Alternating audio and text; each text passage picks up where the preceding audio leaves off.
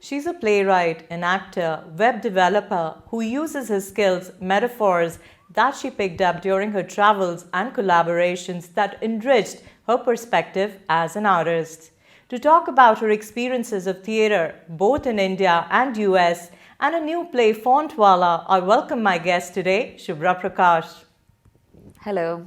Welcome to the studio. Thank you so much. Talk about your family, your childhood, your dreams. At what point did you decide that you wanted to be a playwright?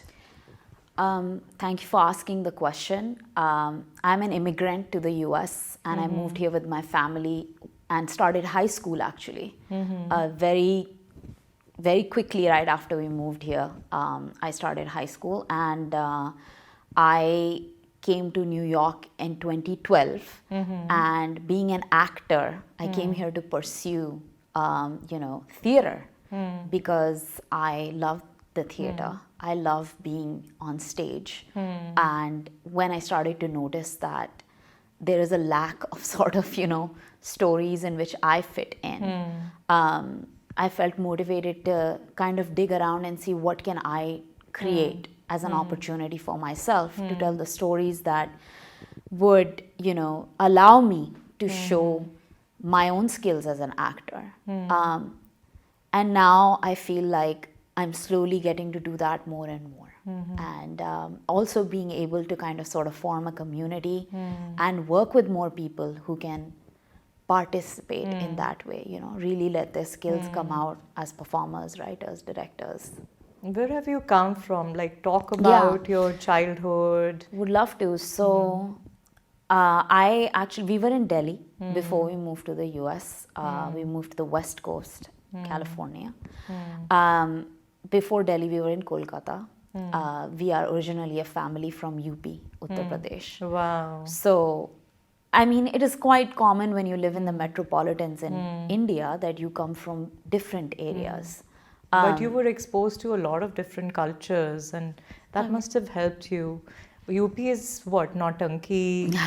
And Swang, But funny thing is that you say that, but the first performance I actually have been lucky enough to be part of a Nautanki was in the Bay Area. Wow. So, and to be clear, I never really lived in UP enough to, I would spend my vacations there. Kolkata, where, I was, after I was born in UP, I was in Kolkata. I, studied there till I was like in second grade. But it was enough for me to actually speak Bengali before I spoke Hindi.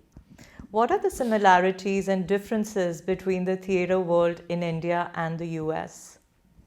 Artists are so similar everywhere. They want to be seen, they want to be heard, they want to tell their stories, they want to perform. Tantrums? Oh, I don't think that anybody can say that there is. We all have our, Mood swings? Yeah, obviously.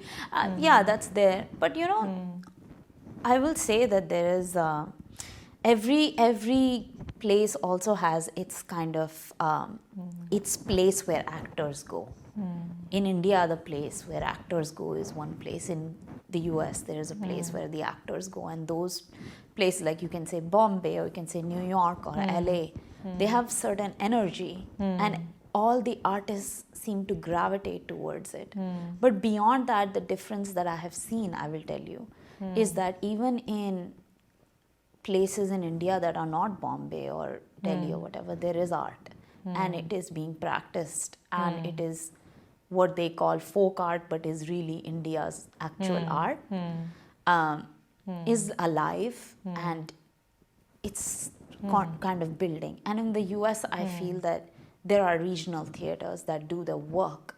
Obviously, there are differences in how supported people feel here as opposed to over there. But I think arts have their own language and artists have their way of identifying. I would like to say that during the pandemic, while I was still in India, I ended up co-producing Zoom theater with artists in Mexico and Brazil with Same Boat Theater Collective, which is in the Bay Area. Lisa Kang is one of the main members in the collective, and she was happy to bring me on board, and we worked with for that weird moment of the the year of the pandemic. Longer, we were doing theater with artists in Brazil, in Mexico, in California, in Delhi, and it felt like everyone could work with everyone. That would have been my next question. You travel a lot to research on your new plays. There was a time when you relocated to New Delhi in India. How was the experience? So it's interesting you ask, because that experience is also part of the play. It's different to live in a place as a child as it is to live in a place as an adult, and also different based on the gender you are and what you look like and how much money you have, whether you have a home, whether you don't have a home in that place. So all of those things were factors. For me, luckily, we have a place, so I could go somewhere. I could feel, pretty okay. I could go in, leave whenever I wanted. But yeah, of course, there were so many adjustments that I had to make living in the same city I've lived in before, While I went to the other cities that were maybe smaller cities, and I felt like they gave their own hospitality, their own conveniences. In India, I felt the travel culture has increased so much. People, young and old, are going all over the place. They go into the mountains. They go anywhere. They have homestays. They take bike trips. Women are more and more out there. It's such a different world from when I was growing up. Needless to say, times change, we progress. Some things haven't changed. There were moments when I felt like, okay, do I feel safe here or do I not feel safe here? And were you living by yourself? Yeah, I was. That would have been tough. Yeah, but when you have lived in like Brooklyn in like a little apartment with many roommates, you actually feel like you have luxury, that you have so much space in a flat. But yeah, I mean, you cook your own stuff and these are not things that were inconveniences to me because I've done this before, right? I think the opposite is harder when you've lived and you can wake up and say that, you want breakfast and breakfast comes to you. You come here, breakfast doesn't come to you. No, it doesn't. You have to make it. So that's, in that way it was different. But I got to travel whatever I could travel before the pandemic, obviously. I also spent a lot of the time alone and cut off because of the pandemic. And that had its own interesting... a lot of introspection you did. Yeah, I mean, I ended up also being a lot more creative in that sense, wrote a comic book. Yes, and a comic book. What is that about? So Priya's Mask was the comic book, and we got to work, again, a team that was in New York, in Bombay, in Delhi, and we were like, how do we tell a story that is not statistics, that is not like numbers, just a heartfelt story, So I was like spending so much of my time just being in my balcony, looking outside, everything is shut down. And I tried to imagine a story of a girl, who can't go to school, So we addressed the comic book for children. And so I wrote that Priya's Mask, and then we, worked on the story. Where is this book available? It's available online for free on priyashakti.com. The creator of Priya Shakti is Ram Devineni. He's based in New York, and he has created the character, and there are many comic books written within that series. Wow. And one of them happened to be during the pandemic. Since then, we've written more. So that can be read for free. So, and then it became a short film, and we had some... Oh, it did? Yeah, and we had voiceover by, Mrinal Thakur and Vidya Balan, and our producers in Bombay were able to work with us. You are very resourceful for somebody who's living by herself in a place like New Delhi and then getting all these things done. Yeah, well, we were working on Priya Shakti before, so they knew that I was there. Where is this movie available? It's also available on priyashakti.com. It's, or Power of Priya on Instagram and Facebook. So they knew that. So these are... I had worked on Priya Shakti before as a co-producer, and so they knew that I was there. They're like, hey, maybe you can come up with something that, So I was like, yeah, I'd love to write it. So, yeah. So my next question is, NSD turned out to be quite a snob, denying you even a guest entry to attend even a single workshop. But that didn't stop you from seeking what you came for. Talk about that. It was interesting, That's so funny that you picked that up. Means that you really read the blog. I did. So what's interesting is that I had mentioned that I had worked on like a Nautanki in the Bay Area, I go to Delhi and the same director, Devendra Sharma, is staging the same documentary in NSD at their Bharat Rang Mahotsav, which is a very wonderful festival. So he said, you are here, why don't you come? And he, had me in the cast. I got to perform. I was so happy. And then, as I was trying to traverse the theatre world of Delhi and India, I was like, maybe I should go talk to the people at NSD. I went and spoke and I said, can you let me sit in one of the workshops? Yes. I just want to observe. Yeah. I am a theatre person too, and it was not, it was like, nah, we don't really let people come from, which was so unfortunate. I mean, I wish, but maybe they have their own, maybe they don't invite people to just come from who are you. That's really rude, I think. I myself felt that it was, the funny thing is when the pandemic happened, all the institutions everywhere in the world opened up. And that's what was interesting for me to see. That these closed doors to me, somehow everyone was coming out and sharing their knowledge. There were entire lectures that would have never been accessible to me that were happening online. So in a way, I did get what I was looking for.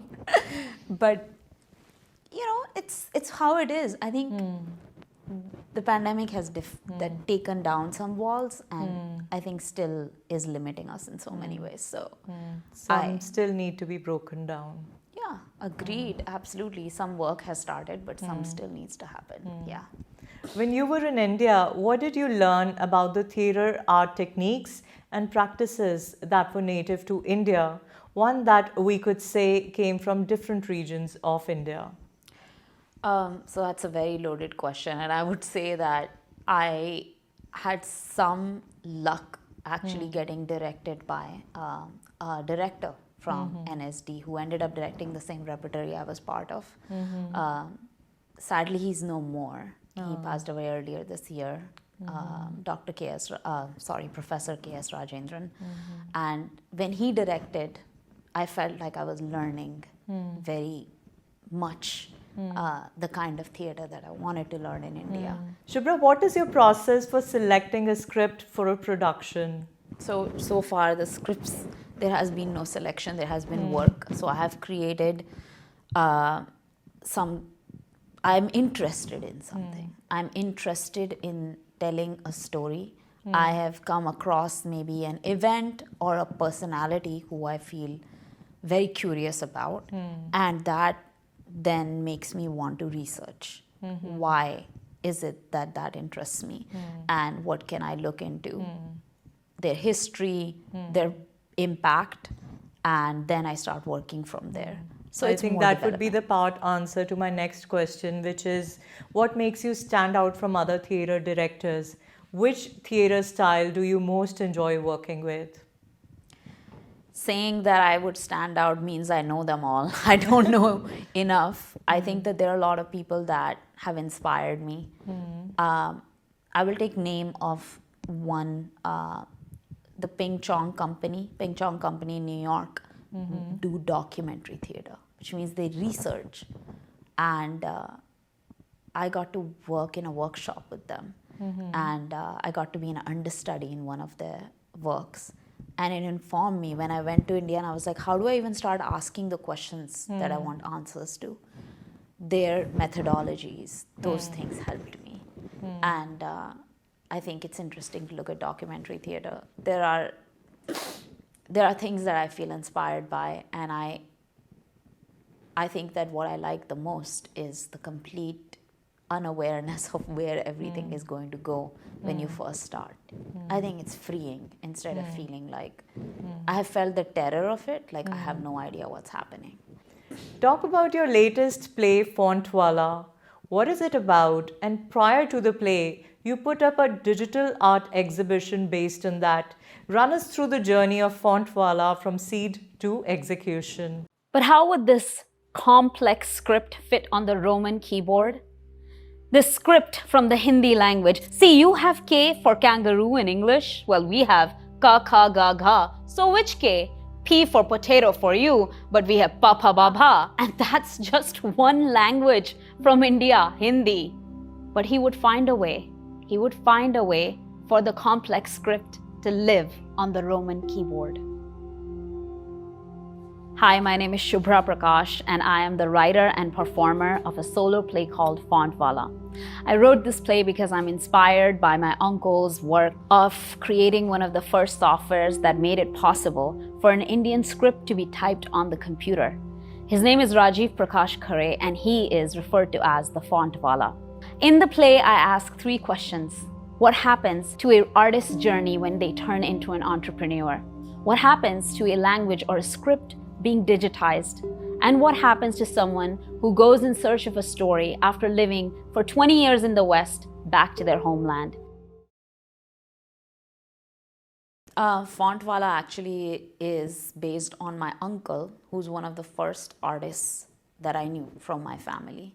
More than that, him walking the artistic path, he ended up creating a business out of it. Oh. So not only his passion for calligraphy, his lettering skills, and all those things, his fascination with his language, the scripts, he ended up creating one of the first, softwares which would allow for the typing of Devanagari, an Indian script, on the computer. So, wow. So that was a story that I felt I wanted to tell. And I wanted to know from him what he was going through, what started all of this. So one thing is just kind of knowing the facts that this happened. Another thing is to kind of know the feelings and the events that all occurred, and how the business then shut down, and how the digital revolution in India shaped up. Because this is a time of late 90s, when people are starting to get introduced to the computer. Soon it will be in every house. We are learning how to get emails. So we have to type those scripts, we have to type the language, because not everyone speaks English, and things need to be available in vernacular. So to me, that was a very interesting subject, and he gave me his time to sit with him and to listen to him. And he told me not only about his own journey, but he told me about the journeys of other people that came before him.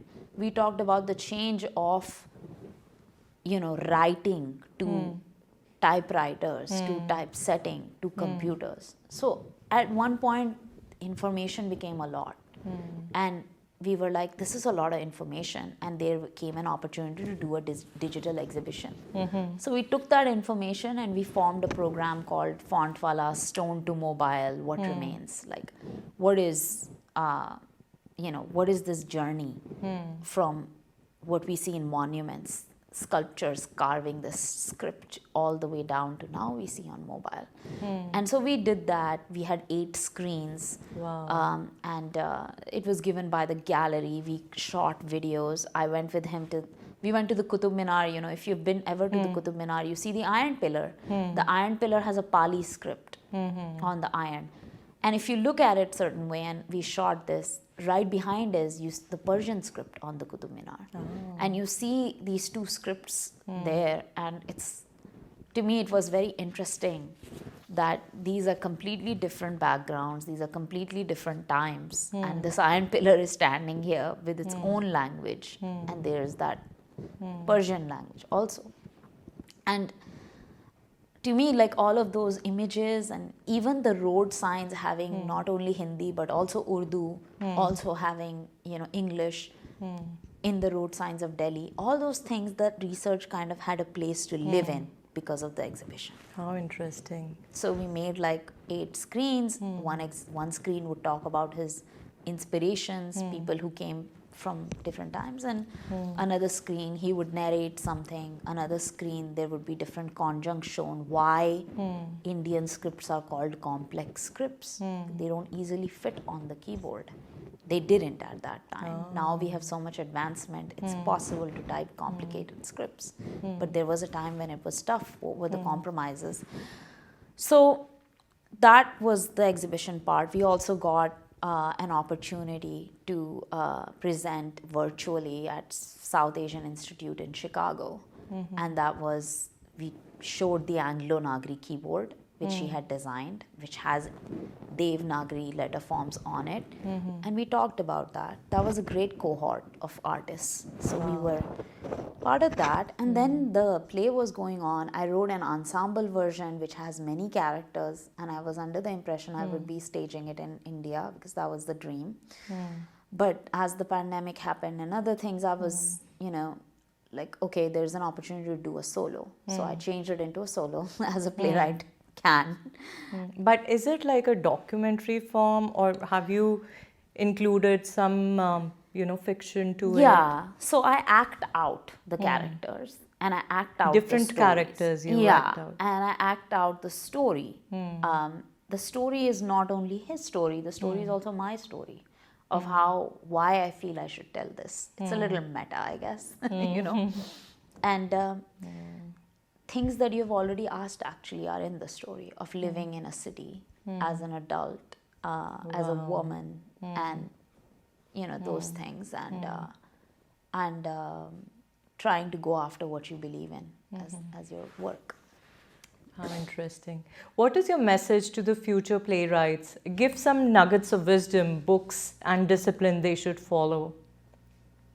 This is so hard, because like I am like this, I am still like doing, I don't know. But you're a one-person, one-man show, as they say. I'm trying. I would say, well, there is my director, Marcus Yee. He's definitely involved. You know, there are a lot of people that make this happen. I just want to say to people, don't wait for anybody's permission. You know, you'll stumble and fall, but you write your story. Write it the way you want it. It's absurd, let it be absurd. Learn some principles, great, awesome. But sometimes you have to actually, if you really feel that you have to do something, especially with writing, you must do it. There is no other way, you know. And I've been lucky enough to be told where to look if I feel lost, and to be told that read this or do that. But nothing would have happened if I didn't say that, yes, I would like to. Actually, you know, a play's journey is that it must be seen. It must be staged, as far as I understand. That you cannot write a play and let it collect dust. Please perform it. Only then the journey is complete. So I'm very happy that I have gotten that opportunity at this time when it's so difficult. I'm fortunate and I'm very happy for that, and I hope people will come and see the journey and share their thoughts. Of course. So before we conclude, let the audience know when and where they can come and watch you perform your latest play, Fontwella. Fontwella will be performed in the East Village at Bowery Poetry Club, and it will be performed on October 17th, 18th, 19th, which is a Monday, Tuesday, Wednesday, 7 p.m. and Saturday, Sunday, October 22nd and 23rd at 2 p.m. And if you have gone to Bar in New York, it's right across the street from there. So Bowery Poetry Club. And I hope to see you there and hear your thoughts and find you in the audience. Thank you. Fontwella Experience is our Instagram handle. We have Insta Lives. We had an Insta Live today to talk about our process. So please join us on Instagram. You can also find Fontwella on Facebook, and you can find me on Twitter as well. Thank you. As Shakespeare said, all the world's a stage. Thank you so much for talking to us, Shubhra Prakash. Thank you so much for having me.